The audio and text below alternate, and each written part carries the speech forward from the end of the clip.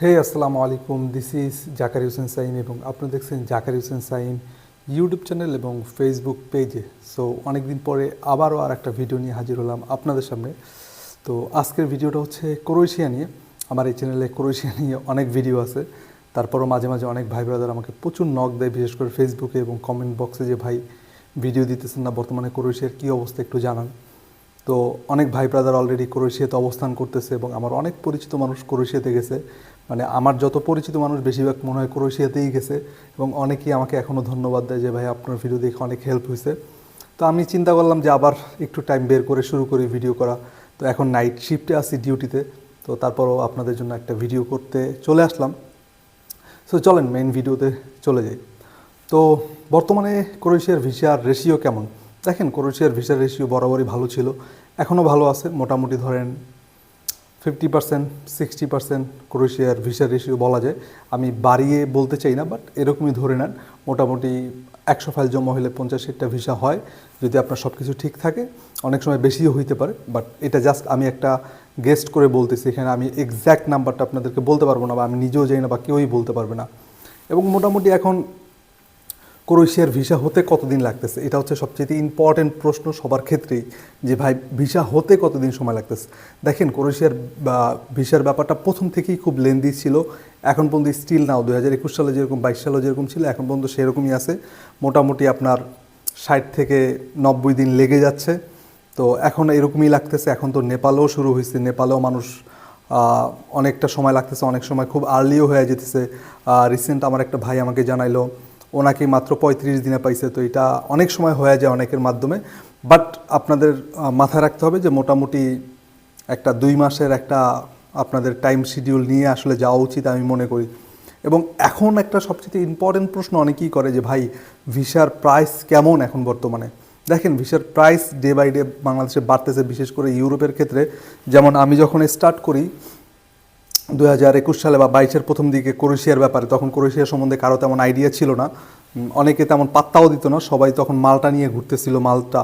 তো মালটার পরিবর্তে কিন্তু ক্রোয়েশিয়া তখন আসে, মোটামুটি এন্ট্রি নেয়। তো প্রাথমিক অবস্থায় যারা গেছে তারা কিন্তু 5 লাখ 6 লাখ টাকায় গেছে। ইভেন আমিও 2টা ভাই পাঠাইছি 5 লাখ টাকা করে, তারা এখন ক্রোয়েশিয়া দিয়ে আছে। তো এখন বর্তমানে কি অবস্থা? বর্তমানে দেখেন, বর্তমান হচ্ছে এক একজনের এক এক সিস্টেম। তো কেউ 5 লাখ, কেউ 10 লাখ নিচ্ছে, কেউ 15 লাখ নিচ্ছে, কেউ 16-17 লাখ টাকাও নিচ্ছে, এমনও ক্লায়েন্ট আমি দেখছি। তো এটা হচ্ছে যার যার বিজনেস পলিসি যেমন, সে সেভাবে নিচ্ছে। বাট আপনি আমাকে প্রশ্ন করতে পারেন যে কত খরচ হয়। আসলে এটা বলা যায় না, আসলে কোম্পানির সাথে কার কেমন ডিল হয় সেটার উপর ডিপেন্ড করে আসলে। কারণ এখানে কোম্পানি অনেক টাকা নেয়, এটা সত্যি কথা। ইভেন এখন ডলারের দামও বাড়তি, সেই কারণেও বেশি নেয়। তো এই হচ্ছে এক্স্যাক্ট ব্যাপারটা।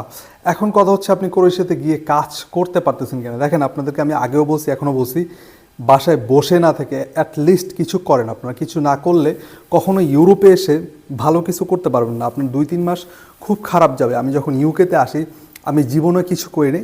তারপর আমার মেইন ব্যাপারটা ছিল, আমার সৎ সাহস ছিল যে আমি যে কিছু, মানে যে কোনো কিছু দিক আমি করতে পারবো। তো আমি এখন ইউকেতে আসছি, প্রথমে স্ট্রাগল করছি, এখন মোটামুটি একটা ভালো জব করতেছি আলহামদুলিল্লাহ। সব কিছু মিলে আল্লাহর কাছে লাখ লাখ শুকরিয়া। তো আপনারাও যদি স্ট্রাগল করেন, সব কিছু সুন্দরভাবে করেন, হার্ড ওয়ার্কিং পারসন হন, ইন অ্যান্ড এভরিথিং করতে পারবেন লাইফে, কোথাও বেজে থাকবেন না, এতটুকু আমি বলতে পারি। তো আপনাদের জন্য অ্যাডভাইস থাকবে এটাই, দেশে বসে না থাকে অ্যাটলিস্ট কিছু শিখেন। বিশেষ করে গাড়ির ড্রাইভিংটা শিখতে পারেন, এটা সবচেয়ে হেল্প দিবে। আপনি যখন ইউরোপে আসবেন, আপনার গাড়ি মাস্ট বি লাগবেই। আমি লাইফে ভুল করলে বড় একটা ভুল করছি হচ্ছে এটা, ড্রাইভিংটা শিখে আসি নাই। তো যদিও বাইক চালাতে পারি, কিন্তু বাইকে এখানে কোনো কাজ নাই। তারপর অনেকে আসেন ডেলিভারি করতে চান, ডেলিভারি জব খুব ভালো একটা জব। আমি নিজেও পার্ট টাইম ডেলিভারি করি, তো সেটা নিয়েও আমি ভিডিও দিব, সেটা ইনকাম কেমন হয় ইউকেতে সেটাও আপনাদেরকে জানাবো। তো মূল কথা হচ্ছে এইটাই যে আপনি যদি ক্রোয়েশিয়াতে বর্তমানে আসতে চান, অবশ্যই আপনি কিছু শিখে আসেন। বিশেষ করে ক্রোয়েশিয়াতে কী টাইপের কাজ হয়, ওয়েল্ডিংয়ের কাজ হয়, তারপর হচ্ছে শিপের কাজ হয়, তারপর হচ্ছে আপনার কনস্ট্রাকশনের কাজ হয়। তো এই কাজগুলোর যদি একটু আপনার নলেজ থাকে, আপনি এসে কিন্তু ভালো একটা ব্যাপার করতে পারবেন এবং থাকতে পারবেন। এবং ক্রোয়েশিয়াতে 5-6 বছর থাকলে কিন্তু আপনার সব কিছু হয়ে যাইতেছে। তো সেই হিসাবে ক্রোয়েশিয়া খুবই ভালো একটা কান্ট্রি। এবং আপনারা যদি আরও কিছু জানতে চান আমাকে কমেন্ট করে জানাবেন। এবং এখন রেগুলার ভিডিও ইনশাল্লাহ আসবে এই চ্যানেলে, অনেকদিন পরে দিতেছি, এই জন্য সরি। সো দেখা হচ্ছে নেক্সট ভিডিওতে। সে পর্যন্ত সবাই ভালো থাকেন, সুস্থ থাকেন, সেই কামনাই করছি।